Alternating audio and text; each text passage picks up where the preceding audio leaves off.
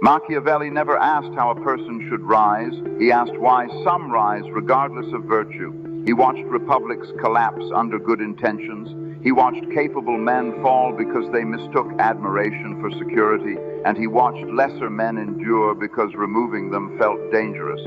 From these observations, a pattern emerged. Status, he realized, is not moral recognition.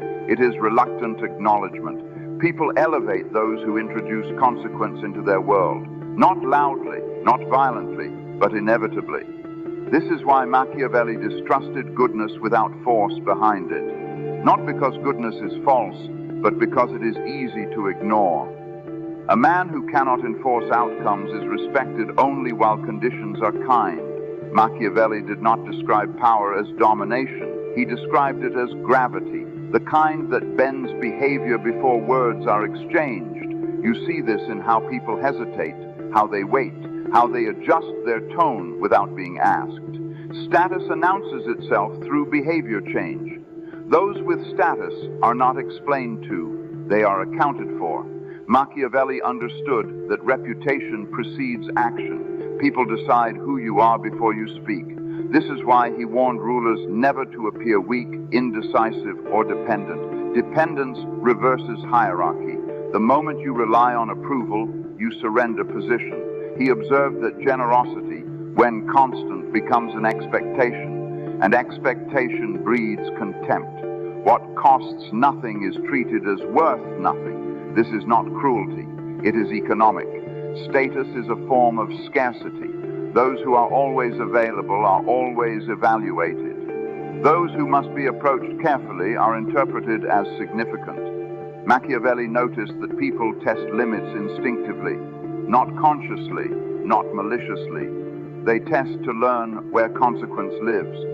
A person whose reactions shift teaches others to probe further. A person whose responses are measured and final teaches caution. This is why he insisted punishment be rare but decisive, not to intimidate, but to eliminate uncertainty. Uncertainty invites challenge. Clarity closes it. Love, Machiavelli observed, is conditional. It dissolves when interests diverge. Fear, when restrained, does not require loyalty to function. He did not praise fear. He trusted its reliability. But he also warned that hatred destroys authority. Fear stabilizes status only when it is impersonal. Once it becomes emotional, it invites resistance. Status then lives in a narrow corridor, too soft, and it erodes, too harsh, and it provokes. Machiavelli's genius was not telling people to be ruthless. It was showing them where the line actually is. Appearances mattered to him not because he loved deception, but because status exists only in perception. People do not experience your intentions, they experience outcomes. They forgive severity when it preserves order. They punish weakness when it exposes them to risk. This is why Machiavelli believed a ruler must seem consistent, capable, and self-contained, not admirable, not inspiring, reliable.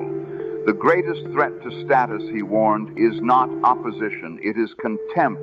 Contempt forms when authority feels negotiable, when explanations multiply, when firmness disappears behind justification. Once contempt appears, power must be reasserted at great cost.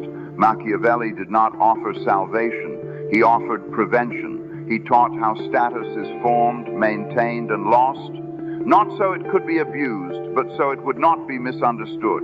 And once you see his pattern, you cannot unsee it. You begin to recognize status not as arrogance or humility, but as a structure that forms around behavior. You may choose to reject it, you may choose to resist it, but you will no longer confuse it with virtue. And that clarity, cold, factual, and unromantic, is Machiavelli's real legacy.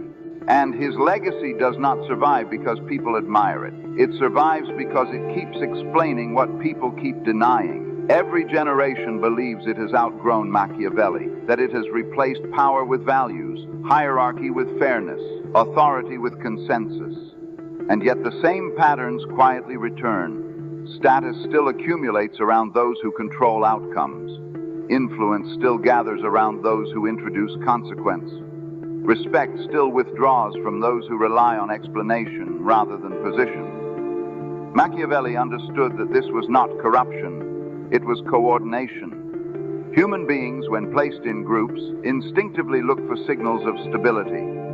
They gravitate toward figures who reduce uncertainty, not because those figures are virtuous, but because uncertainty is costly. This is why status forms fastest in moments of pressure, when resources narrow, when decisions matter, when delay becomes dangerous. In these moments, moral language fades and behavior sharpens. Machiavelli did not believe people suddenly became worse under pressure. He believed pressure revealed what was already there: the desire for order, the fear of exposure, the instinct to align with what feels durable. Once you see this, you begin to notice how much of everyday interaction is shaped by unspoken hierarchy. Who interrupts without consequence? Who waits to speak? Who explains themselves instinctively?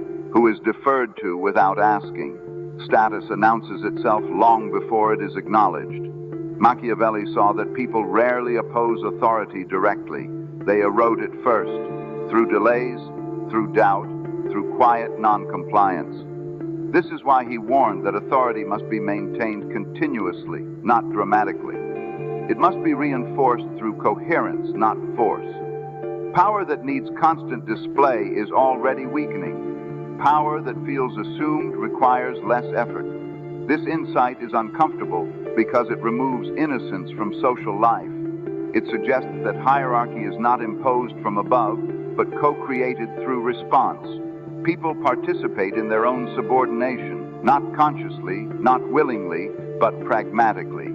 They align with what seems stable because instability demands effort. Machiavelli's realism forces a difficult recognition. Status is not what you claim. It is what survives scrutiny.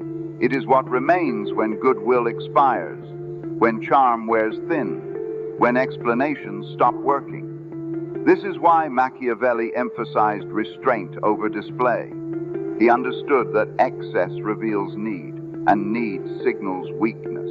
Those who must constantly assert themselves reveal insecurity. Those who are assumed reveal structure. He was not instructing people to dominate others. He was describing why domination fails when it lacks legitimacy. Force without structure collapses. Structure without perception dissolves. Status exists only where both align. This is why Machiavelli's work feels less like advice and more like exposure.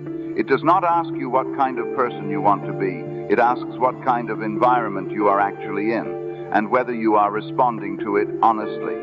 Once you grasp this, ambition begins to look different. So does humility. So does rebellion. You start to see that rejecting status does not make you immune to it. It simply places you lower within it. Machiavelli never promised that understanding power would make you good. He promised it would make you accurate, and accuracy in a world governed by perception and consequence is often the difference between influence and irrelevance. This is why his legacy endures, not because people agree with him, but because reality keeps confirming him. Wherever authority is misunderstood, his ideas return. Wherever status is confused with virtue, his clarity resurfaces. Wherever power is exercised blindly, his warnings become visible too late. Machiavelli does not haunt history as a villain. He lingers as a mirror.